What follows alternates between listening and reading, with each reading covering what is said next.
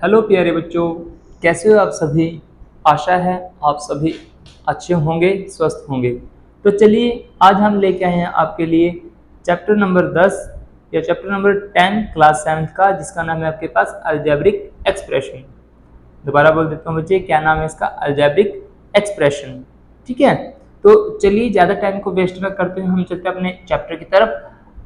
आज हम करेंगे 10.1 एक्सरसाइज, और यह एक्सरसाइज बहुत ही मज़ेदार रहेगी आपके लिए। तो चलिए सबसे पहले मैं आपको क्लैरिफाई कर देता हूं कि जो अलजेब्रिक एक्सप्रेशन है बच्चे, वो किसको बोला जाता है। ठीक है, कि जो अलजेब्रिक एक्सप्रेशन है वो किसको बोला जाता है। जैसे सबसे पहले हम पीछे से बात करते हैं, हमेशा मेरा रूल रहा है कि जो वर्ड आपको सबसे पहले समझ में आया उसी का यूज कीजिए। जैसे मेरे को यहाँ पे दिखाई दे रहा है जो एक्सप्रेशन है, ये एक बहुत ही अच्छा वर्ड है।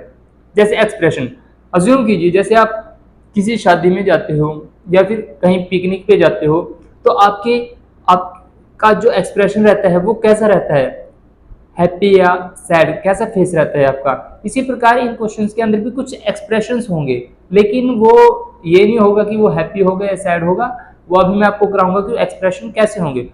अब बात करते हैं अलजेब्रिक। अलजेब्रिक किसको बोला जाता है बच्चे? जिसके अंदर आपके पास एक वेरिएबल आ जाए और एक कोई कांस्टेंट टर्म आ जाए, उसको बोलते हैं हम अलजेब्रिक। तो इसका मतलब बच्चे क्या हुआ कि एक्सप्रेशन तो अभी समझाया था आपको, कुछ भी फीलिंग या इमोशनल कुछ भी जो आप एक्सप्रेस करते हो तो एक्सप्रेशन हो गया। अलजेब्रिक का मतलब क्या है कि जो वेरिएबल, जैसे मैं यहां ले लेता हूं कि जो वेरिएबल प्लस कांस्टेंट इन दो टर्मों से मिलके बनता है, उसको बोलते हैं अलजेब्रिक एक्सप्रेशन। ठीक है, अभी मैं और भी एग्जांपल कराऊंगा, और बहुत ही इंटरेस्टिंग एक्सरसाइज है आपके पास ये। इसका मैं आपको होमवर्क भी देके जाऊंगा आज, जो भी होमवर्क रहेगा। सबसे पहले हम होमवर्क की बात करेंगे इसके अंदर। तो अलजेब्रिक एक्सप्रेशन, जैसे मैं एक एग्जांपल ले लेता हूं बच्चे, मैंने वेरिएबल क्या ले लिया, एक्स। ठीक है, प्लस कांस्टेंट क्या है मेरे पास, 2, एक्स प्लस 2। तो इसका मतलब ये आपके पास क्या आ गया, एक अलजेब्रिक एक्सप्रेशन। अब आप पूछोगे सर वेरिएबल किसको बोलते हैं, कांस्टेंट टर्म किसको बोलते हैं? तो बच्चे वेरिएबल बोला जाता है a variable does not have a fixed value, कि जिसकी कोई भी वैल्यू फिक्स ना हो। जैसे मैं यही एग्जांपल उठा लेता हूं, मैंने लिख दिया यहाँ पे x प्लस 2 इक्वल टू 0। ये भी आपके पास एक अलजेब्रिक एक्सप्रेशन है। और इसको ले लेता हूं मैं x माइनस 2 इक्वल टू 0। ये भी आपके पास एक अलजेब्रिक एक्सप्रेशन है। यहाँ से जब मैं x की वैल्यू को फाइंड आउट करता हूँ, तो यहाँ से मेरे पास x की वैल्यू मिलेगी -2, और यहाँ से अगर मैं x की वैल्यू लेता हूँ तो कितनी मिलती है, 2 प्लस का। तो ये देखिए कितना बड़ा अंतर इसके बीच में आ गया, कितना बड़ा डिफरेंस इसके बीच में आ गया। यहाँ पे जो x की वैल्यू आपके पास आई है -2, यहाँ पे आई है +2। तो जमीन आसमान का फर्क है बच्चे यहाँ पे। तो इस प्रकार यहाँ पे जो वेरिएबल था वो हर बार अपनी वैल्यू को चेंज कर गया। देखो फेस ऐसा ही था दोनों की तरफ, लेकिन साइन अलग अलग थे। तो साइन अलग थे तो वैल्यू भी आपके पास क्या ही है, अलग अलग आई है। तो इसका मतलब वेरिएबल क्या है कि a variable does not have a fixed value, कि किसी वेरिएबल की कोई भी फिक्स वैल्यू नहीं होती। अगर चाहूं तो मैं आपको एक दो एग्जांपल दे सकता हूं, जैसे x square plus 4 x minus x square minus 4 ले लेता हूं इक्वल टू 0। तो यहां से जो एक्स की वैल्यू क्या आएगी, x square equal two plus का 4, एक्स इक्वल टू 4, और 4 के ऊपर क्या आ जाएगा, रूट, क्योंकि जो स्क्वायर उस तरफ जाके किस में आ जाएगा, स्क्वायर रूट। तो यहाँ से एक्स की दो वैल्यूज आएंगी, एक आएगी प्लस की, एक आएगी माइनस की। तो दोबारा यही एग्जाम्पल हो जाता है आपके पास। तो इस प्रकार आपके पास बहुत सारे, हजारों नहीं, लाखों नहीं, मिलियंस के अंदर आपके पास एग्जाम्पल मिल जाएंगे इन चीजों के। ठीक है, ये हमारी बात थी वेरिएबल की। अब बात करते हैं कांस्टेंट टर्म की। कांस्टेंट किसको बोला जाता है बच्चे? एक constant have a fixed value, कि किसी कांस्टेंट की एक फिक्स वैल्यू होती है। जैसे मैंने यहाँ पे लिखा है x प्लस 2, तो जो 2 है तो 2 का 2 ही रहेगा, 2 का 2 ही रहेगा। मैं इसको 3 नहीं कर सकता, 5 नहीं कर सकता, ये आपके पास जो है वही रहेगा। तो जिसकी वैल्यू को हम चेंज ना कर सके उसको बोलते हैं कांस्टेंट टर्म। एक बार मैं अपनी आसान सी लैंग्वेज में बात कर लेता हूँ बच्चे, मैथमेटिक्स की लैंग्वेज को छोड़ के मैं अपनी लैंग्वेज यूज कर सकता हूँ, कि जिसकी वैल्यू हर बार चेंज हो जाए उसको बोलते हैं वेरिएबल, और जिसकी वैल्यू को हम चेंज ना कर सके उसको बोलते हैं कांस्टेंट। और जब इन दोनों को आपसे मिलाया जाता है या मिला दिया जाता है तो आपके पास एक अलजेब्रिक एक्सप्रेशन होता है। क्योंकि जैसे अभी मैंने एग्जांपल लिया था, अगर आप किसी ट्रिप पे जा रहे हो, पिकनिक पे जा रहे हो, तो आपका एक्सप्रेशन कैसा रहेगा, हैप्पी फेस रहेगा आपका, है ना। अगर आपके माता पिता आपकी बात ना माने तो क्या रहेगा, आपका सैड फेस हो जाएगा। इसी प्रकार यहाँ पे जब इन दोनों चीजों को मिलाएंगे कांस्टेंट और वेरिएबल को, तो वहां से कुछ ना कुछ आपके पास सॉल्यूशन आएगा, उसी को हम क्या बोलते हैं, अलजेब्रिक एक्सप्रेशन। तो ये था इसका थोड़ा इंट्रोडक्शन। आप करते हैं क्वेश्चन नंबर 1 की बात की क्वेश्चन नंबर 1 क्या बोलता है आपके पास। ध्यान से आपने सब कुछ सुना है ताकि एक भी वर्ड, एक भी क्वेश्चन आपसे ना छूटे।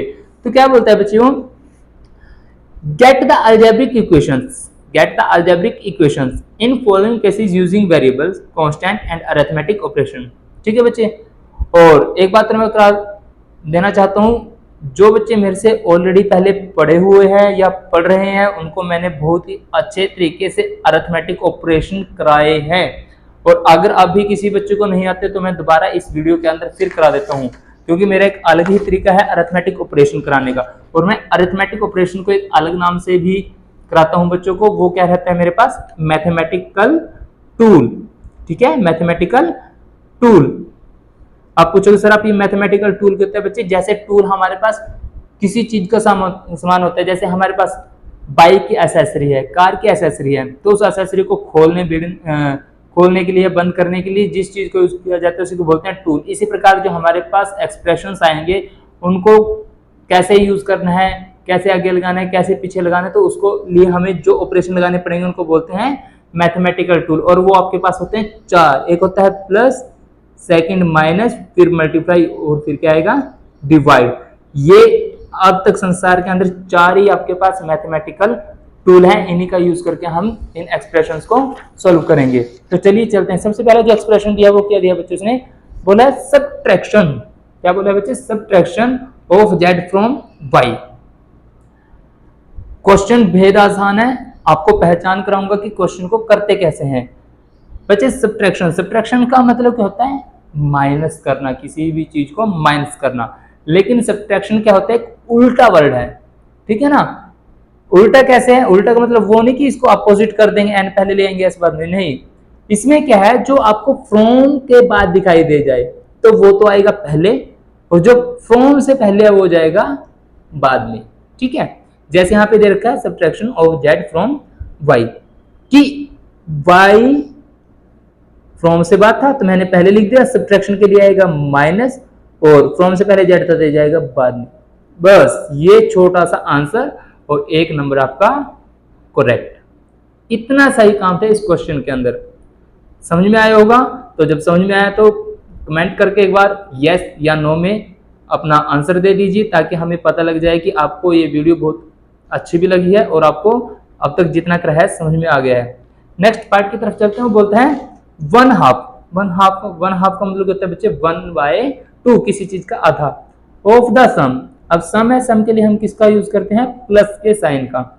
Of numbers x and y, x and y की 2 नंबर दे रखे हैं आपके पास, x और y, उनका क्या करना है आपको, हाफ करना है। तो मैं यहाँ पे लिखता हूँ सॉल्यूशन। तो 1/2 इसको बोलते हैं 1/2, किस चीज का, 2 नंबर दे रखे हैं x प्लस y, और ये आपका क्वेश्चन डन। कुछ भी मुश्किल नहीं है, कुछ भी। अगर आप चाहो तो इसको घर पे बैठ के आराम से प्रैक्टिस भी कर सकते हो। अब क्वेश्चन नंबर 3 क्या बोलता है, द नंबर z, एक नंबर दे रखा है आपको z मल्टीप्लाई विद इटसेल्फ, कि उस z की खुद के साथ ही क्या करानी है आपको, मल्टीप्लीकेशन करानी है। तो z है तो z के जैसा नंबर क्या होगा, z ही तो होगा, उसी शक्ल का तो मिलेगा, हम शक्ल बोल देते हैं जिसको हम। तो z की मल्टीप्लाई अगर मैं z के साथ करता हूं तो क्या आएगा आपके पास, z स्क्वायर। ये आपका था 3rd पार्ट। अब चलते हैं क्वेश्चन नंबर 4 की तरफ। क्वेश्चन नंबर 4 बोलता है आपके पास 1/4, जैसे बच्चे अभी हमने क्या था ना 1/2, 1/2, ऐसी 1/4 का मतलब क्या है 1/4 of the numbers p multiply with q, कि p की मल्टीप्लाई अगर मैं q के साथ करता हूं तो उसका 1/4 चाहिए हमें। तो 1/4 क्या होगा इसका, मैं लिखता हूं यहाँ पे सॉल्यूशन। क्या होगा बच्चे कि 1/4 और p की मल्टीप्लाई किसके साथ करा देता हूं मैं, q के साथ। तो आपके पास क्या हो जाएगा 1/4 p q, बस सिंपल सी बात। उसके बाद है आपके पास numbers x and y both squared and added, कि 2 नंबर दे रखे हैं उनको दोनों को स्क्वायर कीजिए और ऐड कर दीजिए। तो कर देते हैं कि जो 2 नंबर दे रखे हैं आपके पास, सबसे पहले x है तो इसको स्क्वायर कर देता हूं, फिर क्या है y का स्क्वायर कर देता हूँ और फिर उसने क्या बोला इनको दोनों को ऐड कर दीजिए, तो क्या आ गया आपके पास x square plus Y square. ठीक है, आगे पार्ट क्या बोलता है आपके पास, number 5 added to 3 times the product of number m and n, कि 5 को ऐड कीजिए और वो 3 टाइम होना चाहिए m और n का। तो ठीक है, बहुत अच्छी बात है, कर देते हैं। सबसे पहले जो उसने बोला वैसे ही कर, उसने बोला नंबर को 5 को ऐड कीजिए, तो ये 5 आया, इसको मैं किसी चीज में ऐड कर देता हूँ, कितने टाइम, 3 टाइम, 3 टाइम है किस चीज का, m n। ये आपका क्वेश्चन खत्म।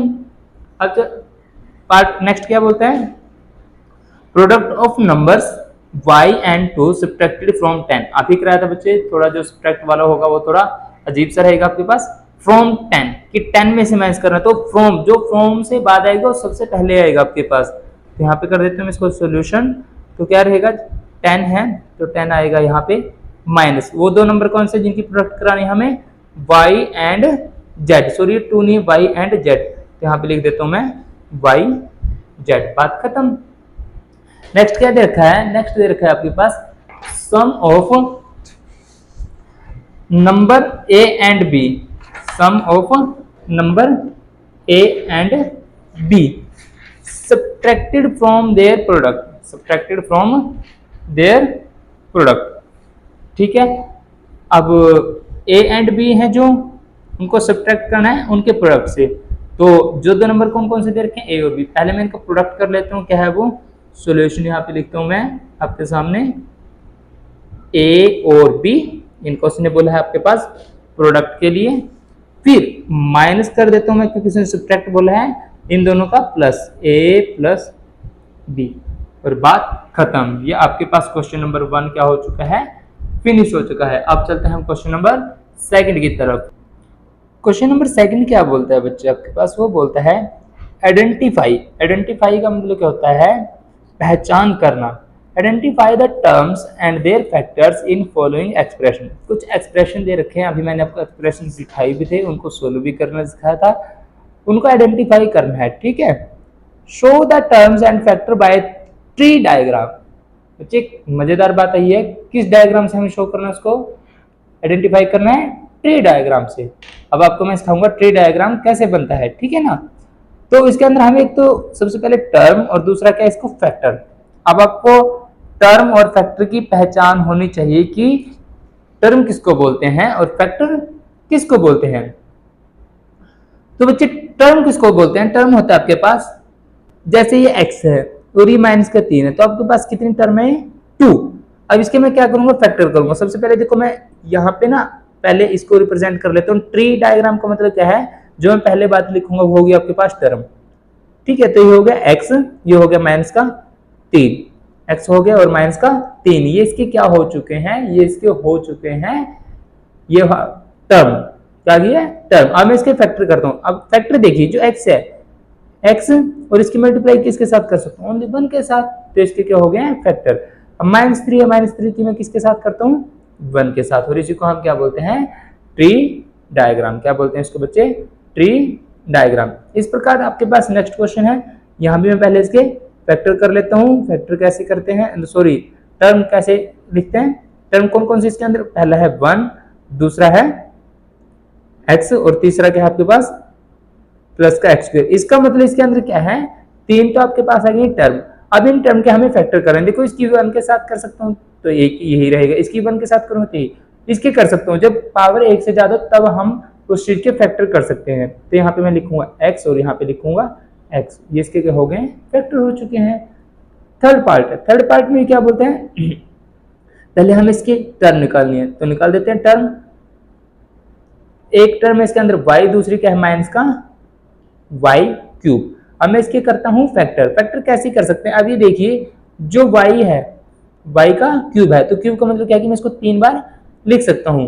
तो यहाँ पे मैं ऐसा कर लेता हूँ माइनस का 1 पहले, ठीक है, कि माइनस के 1 के साथ मैं जिसकी मल्टीप्लाई करूंगा तो वो माइनस आएगा, फिर y, फिर क्या आएगा y, और फिर लास्ट में क्या आएगा y। ये आपके पास देखो कितना सुंदर मैंने ट्री बनाया है। ऐसे ही आपको भी एक ट्री डायग्राम इन क्वेश्चंस के लिए करना है, ठीक है, बना के दिखाना पड़ेगा।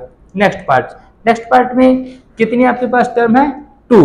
वो टर्म कौन कौन सी है बच्चे, एक टर्म है आपके पास 5 एक्स वाई स्क्वेयर और दूसरी कौन सी है प्लस 7x² वाई। बट यहाँ पे बच्चे देखो पावर, यहाँ पे जो y की पावर है वो 2 है, यहाँ पे x की पावर कितनी है 2, तो इसका मतलब इसके फैक्टर होंगे आगे। ठीक है, तो पहले मैं इसके फैक्टर कर लेता हूँ, कितने कितने आएंगे 5, फिर x और फिर y के कितनी बार आएंगे 2 बार, y ये आपका फैक्टर आ गए। ऐसे इस प्रकार 7 फिर x कितने टाइम है 2 टाइम, तो x फिर x और फिर क्या आएगा आपके पास y। ये आपके पास क्या तैयार हो गया है ट्री डायग्राम। इसी प्रकार से आपके पास इस क्वेश्चन का जो लास्ट पार्ट है वो करते हैं। कितने हैं इसके जो टर्म रहेंगी, कितनी रहेंगी 3। कौन कौन सी टर्म है वो, पहली है माइनस का a b, दूसरी कौन सी है 2b² प्लस का, फिर थर्ड कौन सी है आपके पास माइनस का 3a²। ये आ गया आपके पास टर्म। अब मैं करता हूँ इनके फैक्टर, पहले है ए बी, तो मतलब माइनस का 1 फिर a और फिर क्या आएगा b। इस प्रकार जो 2b है आपके पास, 2b के लिए क्या रहेगा 2 और b कितना टाइम आएगा 2 b। इस प्रकार जो थर्ड है माइनस का 1 फिर क्या आएगा 3 और फिर क्या आएगा आपके पास a और फिर कितना आएगा a। ठीक है, तो ये आपके पास क्वेश्चन आपका डन। इस क्वेश्चन में हमने आपको क्या सिखाया है, टर्म और फैक्टर को फाइंड आउट करना। ठीक है, ये था आपका सेकंड क्वेश्चन का फर्स्ट पार्ट। अब सेकंड पार्ट में क्या बोलता है बच्चे, वो इसी की तरह है लेकिन अब उसको थोड़ा सा हम चेंज कर देंगे, बिल्कुल माइनर सा चेंज कर देंगे और कुछ भी नहीं। ठीक है, इसे बोलता है identify term and factor in the expression given below.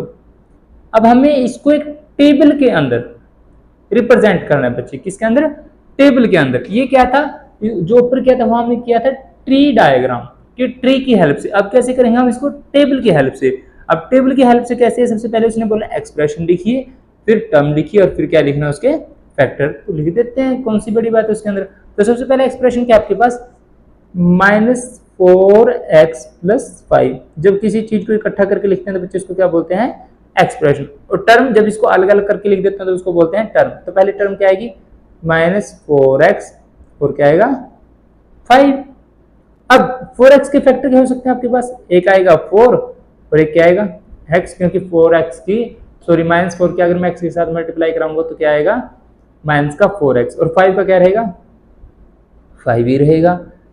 Second क्या आपके पास -4x + 5y, ये आपके पास आ गया एक्सप्रेशन। अब मेरे को टर्म लिखनी तो टर्म क्या है, इनको अलग अलग कर देता हूँ, -4x और क्या आएगा 5y, क्या आएगा 5y। अब इनके मैं फैक्टर करता हूँ तो क्या आएगा -4x और 5, सॉरी कॉमा लगा देना है, -4, x 5, y। थर्ड पार्ट में क्या बोलता है बच्चे, वो आपके पास एक्सप्रेशन क्या दे रखा है 5y + 3y²। एक ऐसा भी कर लेता हूँ बच्चे, ये ए पार्ट है, कभी आप कंफ्यूज हो जाओ, ये बी है और ये क्या आपके पास सी। ये जब हम इकट्ठा ही बात करते हैं उसको बोलते हैं एक्सप्रेशन। अब इसको जब अलग अलग करूंगा तो आपके पास क्या जाएंगे टर्म। तो टर्म कितनी है 5y 3y²। अब मैं इसके फैक्टर करता हूँ तो क्या आएगा 5y और 3y² को मैं लिख सकता हूँ y, बस सिंपल सी बात है। नेक्स्ट डी पार्ट, क्या एक्सप्रेशन आपके पास xy + 2x² y²। तो लिख दीजिए यहाँ पे जो भी आपके पास बात। तो क्या आएंगे आपके पास टर्म, पहली आएगी xy। टर्म कैसे बच्चे, जो प्लस या माइनस से आगे पीछे उसको बोलते हैं हम टर्म। ठीक है ना, कभी अलग अलग करने लग जाओ। दूसरी क्या आएगी 2x² y²।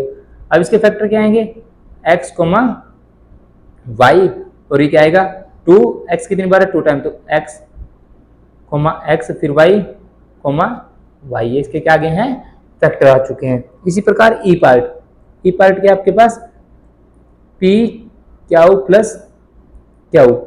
करेंगे इसको अलग अलग तो p q और साथ में क्या जाएगा q। ये इसके क्या हो गए हैं, आगे ये टर्म आ चुकी है। जब टर्म आ गई तो इसके फैक्टर करेंगे तो p, q और लास्ट में क्या आएगा आपके पास अकेला q। एफ पार्ट, एफ क्या दे रखा है आपके पास 1.2 AB + 2.4 बी प्लस 3.6 ए। तो कर दीजिए कितने टर्म इसके अंदर, तो इसके अंदर टर्म कितने बचे 3। पहली है 1.2 ए बी, सेकेंड है 2.4 बी और लास्ट की है 3.6 ए। ये आपके पास क्या आ गई है टर्म आ चुकी है। अब इसके फैक्टर कर लेते हैं। पहले के फैक्टर क्या रहेंगे 1.2 ए बी, सेकंड के क्या रहेंगे 2.4 बी और थर्ड के लिए क्या रहेगा आपके पास 3.6 ए। ये इसके क्या आ चुके हैं फैक्टर आ चुके हैं। तो अब बात कर लेते हैं हम जी पार्ट की। जी पार्ट क्या दे रखा है उसने आपके पास, वो दिया है 3/4। कितना दिया बच्चे 3/4। तो यहाँ पे लिख देता हूँ मैं 3/4 x प्लस 1/4। तो इसके जो टर्म रहेगी वो क्या रहेगी 3/4 x और दूसरी कौन सी रहेगी आपके पास 1/4। तो फैक्टर कर दीजिए इसका। पहले क्या आएगा 3/4 x और दूसरे के लिए क्या रहेगा 1/4 का 1/4। और जो h पार्ट है, h पार्ट क्या दे रखा है 0.1 p स्क्वायर प्लस 0.2 क्या स्क्वायर। तो पहला टर्म क्या रहेगी आपके पास 0.1।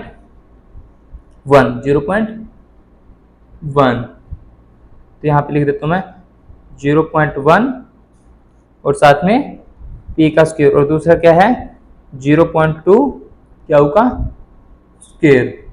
ठीक है। तो अब इसके बाद क्या करना है फैक्टर। तो यहाँ पे मैं कर देता हूँ 0.1 और p कितने टाइम में 2, तो p, उसके बाद क्या दे रखा है आपके पास 0.2 क्या 2 टाइम है तो क्या। ये आपके पास जो क्वेश्चन नंबर सेकंड था उसका सेकंड पार्ट और फर्स्ट पार्ट कंप्लीट। अब चलते हैं क्वेश्चन नंबर थर्ड की तरफ। क्वेश्चन नंबर थर्ड क्या बोलता है बच्चे आपके पास, क्वेश्चन नंबर थर्ड बोलता है आइडेंटिफाई। आइडेंटिफाई मैंने पीछे बताया था, आइडेंटिफाई का मतलब क्या है पहचाना। Identify the numerical coefficient of term other than constant in the following. कि क्या बोलता है वो, आपके पास एक टेबल बनाई हुई है हमने पहले ऑलरेडी, उसमें कुछ एक्सप्रेशन दिए, इसके अंदर से आपको टर्म निकालनी है और जो टर्म है उसका जो कोएफिशिएंट है, कोएफिशिएंट होता है बच्चे उसका गुणन, जैसे 3t है ना, तो जो यहाँ पे वेरिएबल होगा उसके साथ जो मल्टीप्लाई में है उस चीज का आपको क्या दिखाना है लिख के कोएफिशिएंट। अभी हम आपको समझाते भी हैं कैसे करेंगे। तो फर्स्ट नंबर पार्ट क्या बोलते हैं, टर्म क्या दे रखी है बच्चे इसके अंदर, टर्म दे रखी है 5 और माइनस का 3t। ठीक है, ये तो इसके अंदर आ गई दो टर्म, लेकिन उसने बोला है कि अदर देन कांस्टेंट, आपको कांस्टेंट नहीं लिखना है। यहाँ पे आपको कांस्टेंट नहीं लिखना है। जब कांस्टेंट नहीं लिखना तो यहाँ पे आपके पास टर्म कितनी बच गई है -3t स्क्वायर। ठीक है, तो जो कोएफिशिएंट आएगा टर्म का वो क्या आएगा, टर्म के साथ जो वेरिएबल है, इस टर्म में जो वेरिएबल है इसके साथ जो लिखा हुआ है उसका क्या है कोएफिशिएंट, मतलब टर्म का जो वेरिएबल है, वेरिएबल के साथ जो चीज मल्टीप्लिकेशन में वही इसका क्या आएगा कोएफिशिएंट। तो कोएफिशिएंट क्या रहेगा -3 रहेगा। अब जैसे यहाँ पे बात कर लेते हैं बच्चे 1 + t + t square + t cube. तो यहाँ पे 1 क्या आपके पास कांस्टेंट है, लेकिन उसने कांस्टेंट लिखने के लिए पहले ही मना किया। तो क्या चीज बच चुकी है आपके पास, बच गया है t का स्क्वायर t का क्यूब बच गया है। ठीक है, तो अब इसका हमें क्या लिखना है कोएफिशिएंट। अब t का क्या है, अगर मैं t की 1 के साथ करूँ तो t आएगा, तो इसका कोएफिशिएंट आएगा 1, दूसरे का भी क्या आएगा 1 और तीसरे का भी क्या आएगा 1 आएगा आपके पास कोएफिशिएंट। ऐसे थर्ड पार्ट में क्या दिया उसने x + 2x + 3y। तो मैं तीनों का अलग अलग करके लिख देता हूँ। x है 2xy है और क्या है 3y। अब x के साथ क्या कोएफिशिएंट कुछ भी नहीं है तो हमेशा क्या आएगा 1, लेकिन यहाँ xy के साथ कोएफिशिएंट कितना बचे 2 और यहाँ y के साथ कितना है 3। तो इस प्रकार आप इन क्वेश्चंस को कर सकते हो। ठीक है, अब जैसे ये देखा 100m, फिर कितना है 1000 n। ठीक है, ये अब m का जो कोएफिशिएंट है वो कितना है 100 और जो n का है वो कितना है 1000। आपके पास क्या आ चुका है इसका कोएफिशिएंट। नेक्स्ट दे रखा है -p स्क्वायर क्या स्क्वायर, फिर क्या है 7p क्या, जो यहाँ पे p स्क्वायर क्या स्क्वायर का कोएफिशिएंट है वो कितना है -1 है और जो p क्या हो उसका कोएफिशिएंट कितना है 7 है। ऐसी 1.2a और 0.8b। अब जो a का कोफिशिएंट रहेगा वो आपके पास क्या रहेगा 1.2 और जो b है b का कोफिशिएंट क्या रहेगा आपके पास 0.8। बस कोफिशिएंट की पहचान क्या है कि जो आपके पास वेरिएबल दे रखा है, वेरिएबल के साथ जो चीज मल्टीप्लिकेशन में वही इसका क्या कहलाएगा कोफिशिएंट। नेक्स्ट दे रखा है 3.14 आर स्क्वायर, तो यहाँ पे आर स्क्वायर का जो कोफिशिएंट रहेगा जो कितना रहेगा 3.14। अब यहाँ दे रखा है 2l plus B, 2l plus B, तो यहाँ पे l प्लस बी है जो उसका हम ऐसे भी लिख सकते हैं कि 2l 2b, तो l का कोफिशिएंट कितना रहेगा 2 और b का कितना रहेगा 2। इसी प्रकार आपके पास जो लास्ट है इसका पार्ट, लास्ट पार्ट क्या है आपके पास कि 0.1y और 0.01y स्क्वायर, तो यहाँ पे 0.1 है जो y का क्या है कोफिशिएंट। इस प्रकार जो y स्क्वायर है उसका कोफिशिएंट क्या है 0.01। ये आपका थर्ड नंबर क्वेश्चन भी बिल्कुल अच्छी तरह से कंप्लीट हो चुका है। अब करते हैं क्वेश्चन नंबर 4 की बात। तो क्वेश्चन नंबर 4 क्या बोलता है बच्चे, फिर वही बात रिपीट, आइडेंटिफाई। आइडेंटिफाई का मतलब मैंने आपको पहले ही 2 बार बता चुका हूं मैं, क्या होता है किसी चीज को पहचानना, ठीक है ना। जैसे आपका आधार कार्ड है उससे आपकी आइडेंटिटी होती है, ठीक है, आप उससे आइडेंटिफाई किए जाते हो कि आप वही हो जो उसके ऊपर डेटा है। तो यहाँ पे उसने बोला आइडेंटिफाई टर्म्स, कि सबसे पहले आपको टर्म्स को आइडेंटिफाई करना है, लेकिन किस टर्म को, विच कंटेन्स एक्स, केवल और केवल कौन सी, जिसके अंदर आपको एक्स दिखाई दे जाए, बाकी किसी टर्म को आपको नहीं छेड़ना, नहीं आपके लिए हानिकारक हो सकता है। तो आपको सिर्फ वही टर्म को छेड़ना है जिसकी बात करते हैं। And give the coefficient of x, और उसके बाद आपको कोफिशिएंट लिखना है एक्स का। तो बहुत मजेदार बात है। तो यहाँ पे देखिए बच्चे ये एक्सप्रेशन दे रखा है, इस एक्सप्रेशन के अंदर आपके पास x के जो x है, x का जो टर्म है वो कौन सा रहेगा, देखो यहाँ पे देखो x के साथ क्या है y स्क्वायर प्लस y के साथ तो कुछ है ही नहीं, तो हम इससे क्या लेना देना हमारा। तो हम बात उसी की रहेंगे जिसकी उसने बात की है, कि जिसके अंदर आपको x दिखाई दे जाए, ठीक है। तो x मेरे को इसमें दिखाई दे रहा है, तो क्या टर्म बनेगी आपके पास y स्क्वायर x, बस। अब उसने बोला कोफिशिएंट ऑफ x, मतलब कि जो x के साथ गुना में उसको लिख दीजिए। तो x के साथ गुना में क्या है आपके पास y स्क्वायर।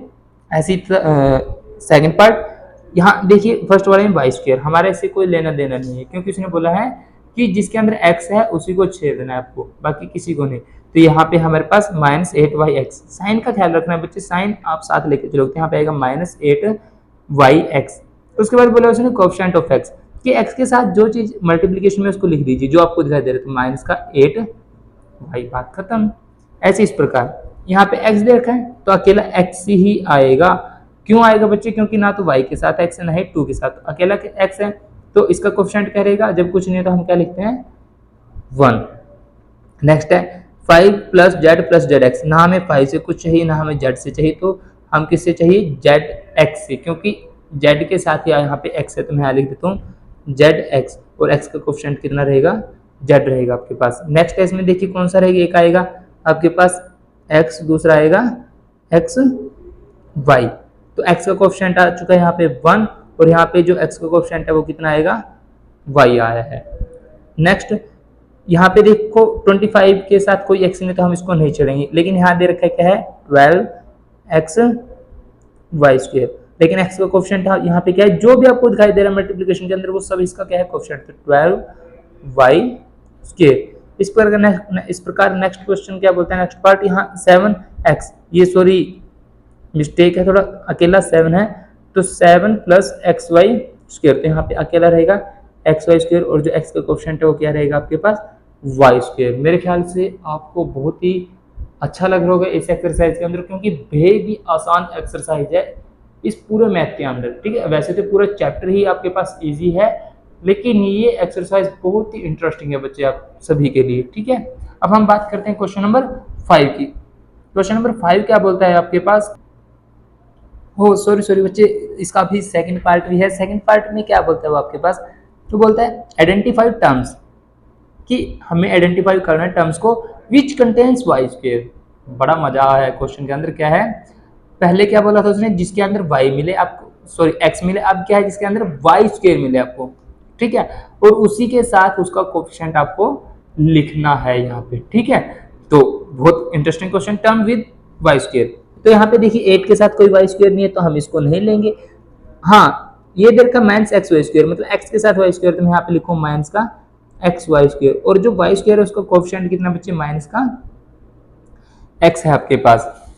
और नेक्स्ट है, नेक्स्ट में क्या दे रखा है 5y स्क्वायर, क्योंकि हमें सिर्फ y स्क्वायर से मतलब है, बाकी किसी से कोई भी मतलब नहीं है, तो हम 7x का यहाँ कोई भी यूज नहीं करेंगे क्योंकि यहाँ इसकी बात ही नहीं की है। तो यहाँ y स्क्वायर के साथ जो कोफिशिएंट रहेगा वो कितना रहेगा 5 रहेगा, ठीक है। उसके बाद है 2x square minus 15x square plus 7y square. देखिए सबसे पहले यहाँ y है, अकेला y, लेकिन उसने बात की है y स्क्वायर की, तो हम इसको नहीं उठाएंगे।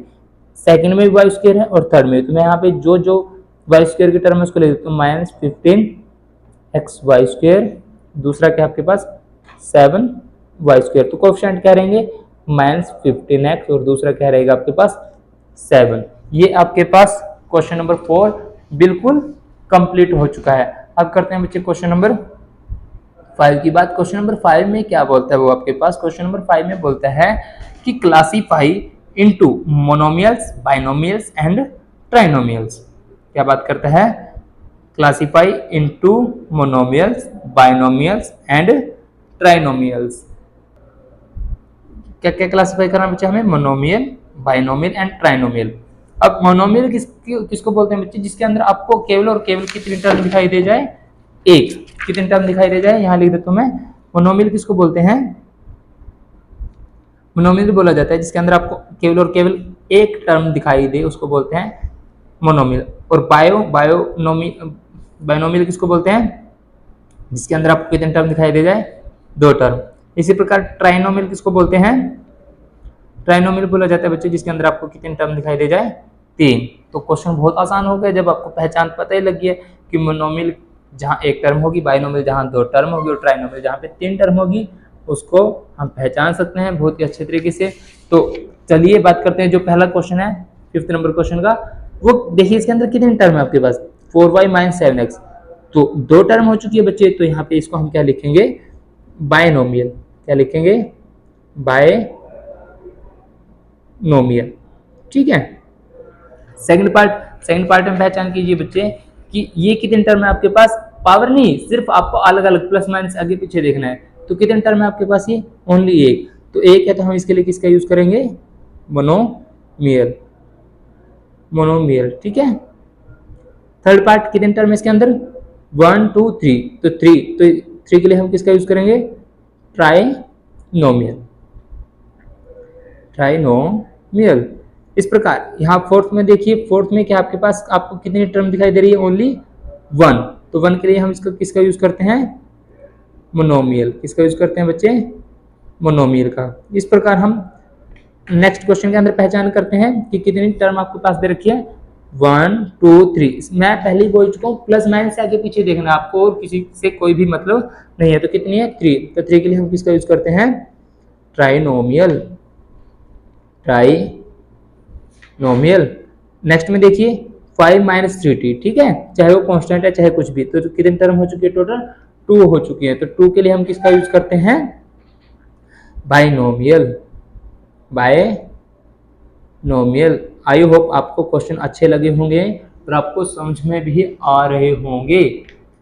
नेक्स्ट देखिए कितने टर्म है आपके पास, 1 2, तो 2 के लिए हम किसका यूज करते हैं बच्चे, हमेशा बायनोमियल। नेक्स्ट देखिए, नेक्स्ट में कितने टर्म है आपके पास, ओनली 1, तो 1 के लिए किसका यूज करते हैं हम, मोनोमियल। किसका यूज करते हैं, मोनोमियल का।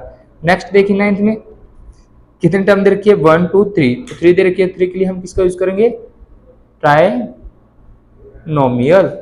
इस प्रकार नेक्स्ट दे रखा है a square plus b square, तो कितने टर्म है आपके पास, 2, तो 2 के लिए हम किसका यूज करते हैं, बायोनोमियल।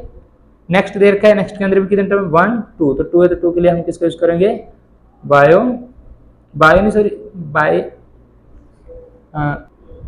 सॉरी बच्चे बार बार इसको बाइनोमियल, थोड़ा वो बायो माइंड में था तो बार बार बायो था, बायो नहीं बाइनोमियल। क्या बोलते हैं इसको, बाइनोमियल। तो अभी इन गलतियों से बचें ताकि आपको कोई भी मुश्किल ना आए। दोबारा मैं आपकी इसकी प्रोनाउंसिएशन कर सकता हूँ, बाइनोमियल, बायो नहीं बाइनोमियल, ठीक है। बाई का मतलब होता है दो।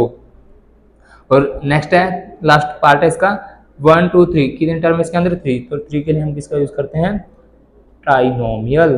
किसका यूज करते हैं बच्चे, ट्राइनोमियल। ये आपके पास क्वेश्चन नंबर 5 बिल्कुल बिल्कुल बिल्कुल फिनिश। आप चाहो तो इस वीडियो को बार बार रोक के पॉज करके इसको अपने कॉपी पे उतार सकते हो और इन क्वेश्चंस को अपने आप भी खुद में भी ट्राई कर सकते हो। और बच्चे अगर आपको वीडियो अच्छी लगी हो यहाँ तक तो वीडियो को आप तो लाइक कर दीजिए, अगर आप नहीं तो चलो लास्ट में कर देना, और अपने दोस्तों के संग इसको शेयर भी कर देना ताकि उनको भी इस वीडियो का लाभ मिल सके। अब करते हैं क्वेश्चन नंबर 6 की बात।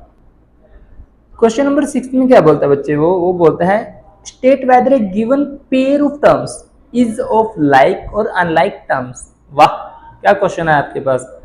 अब उसने बोला है कि पेयर का मतलब बच्चे मैंने बहुत अच्छे से कराया। पेयर का मतलब होता है, या तो बात करूं मैं, इसको बोलते हैं हिंदी में युग्म। अगर युग्म भी ना समझ में आए तो जोड़ा। जोड़ा मतलब जिसके अंदर दो चीजें आपको दे रखी होंगी, उनमें आपको पहचान करनी है कि वो लाइक है या फिर अनलाइक। अब मैं लाइक एक एग्जांपल देता हूँ, जैसे आपके पास बर्फी है या फिर रसगुल्ला। तो देखो बर्फी भी बहुत प्रकार की होती है, रसगुल्ला भी बहुत प्रकार का है, ठीक है। अब जैसे बर्फी का अलग अलग टेस्ट है, अलग अलग रंग है, रूप है।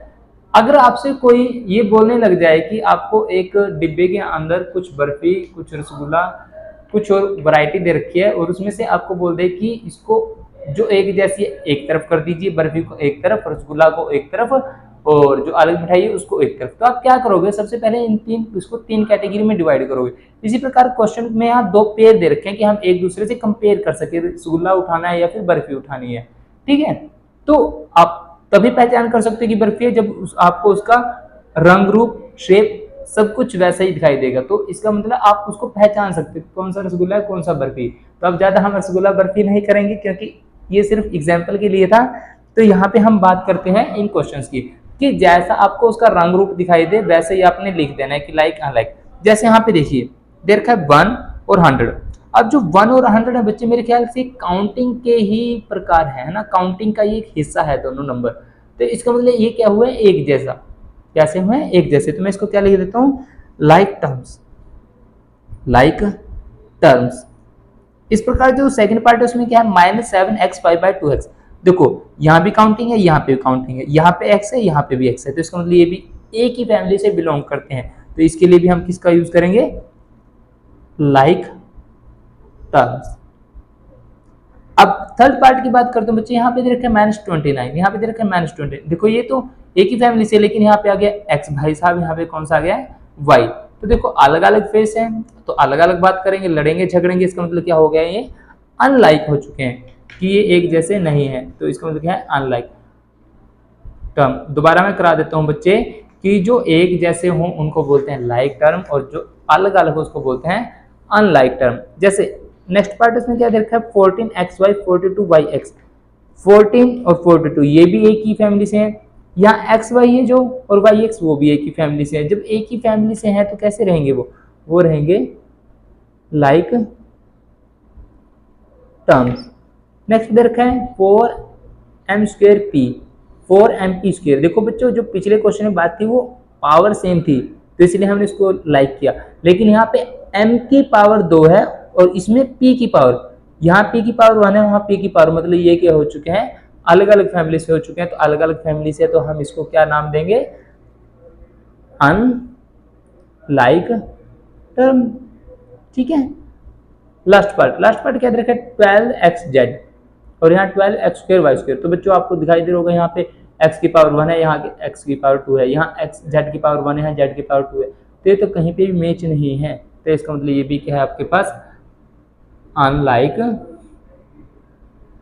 टर्म्स हैं। कैसी हैं, अनलाइक टर्म्स हैं आपके पास। ये आपका क्वेश्चन नंबर 6 इज फिनिश, ठीक है। अब बात कर लेते हैं क्वेश्चन नंबर 7 की और क्वेश्चन नंबर लास्ट की इस एक्सरसाइज की, ठीक है। तो इसके अंदर क्या बोलता है बच्चों, बोलता है identify like terms in each following. वही जो बात हमने पहले जो प्रीवियस क्वेश्चन था उसके अंदर किया है, जो एक जैसी टर्म है उनको हमें एक साथ लिखना है, जो अलग टर्म है उनको हमें क्या लिखना है, एक अलग तरीके से लिखना है। ठीक है, हम बात कर लेते हैं पहले फर्स्ट पार्ट की, कि फर्स्ट पार्ट के अंदर एक जैसी टर्म कौन सी है और फिर दूसरे के अंदर। तो यहाँ पे मैं लिख लेता हूँ कि लाइक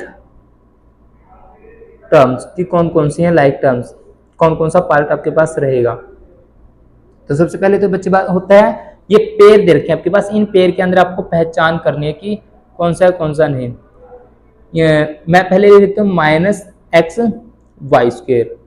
अब जो माइनस एक्स वाई स्क्वेयर है बच्चे, इसका पेयर किसके साथ बनेगा, पहचानिए पहचानिए किसके साथ बनेगा। मेरे ख्याल से इसका बनेगा 2x वाई स्क्वेयर के साथ, 2x वाई स्क्वेयर। सिर्फ आपको पेयर ही बनाने, ठीक है, पेयर हो उससे ज्यादा हो जितने बन सके। सेकंड पार्ट, क्योंकि और कोई इसके अंदर मैच नहीं खाता। अगर यहाँ पे x का स्क्वायर है लेकिन हमें चाहिए तो y का स्क्वायर, तो ये नहीं होगा।